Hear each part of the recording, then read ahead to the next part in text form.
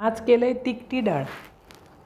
तूर डाळ स्वच्छ धुतलं आणि एका कुकराच्या डब्यात घातलं आहे. त्याच्यात 5-6 हिरव्या मिरच्यो आणि बारीक चिरून एक टोमॅटो आणि कुकर लावून 5 शिट्यो काढून घेतलं आहे.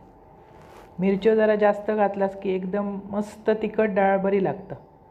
आणि ह्याच्याबरोबर की ना बटाट्याचा काप किंवा मिरचीची भाजी एकदम भारी. नंतर एक पातेला घेतलं आहे, त्याच्यात घातलं आहे तेल, फोडणीत घातलं आहे मोहरी, कढीपत्तो, नंतर हिंग घातलं आहे. ठसठशीत फोडणी झाल्यावर डाळ ओतलं, वरसून हळद आणि मीठ. मस्त उकळी आणायची, भारी डाळ लागतं. आणि ही तिखट तिखट लागतं हो, मिरचीची असली तरी. आणि तिखटी मिरची व्यवस्थित उकळी इली की त्याच्यात ताजा खोवलेला खोबरा पेरलं आहे.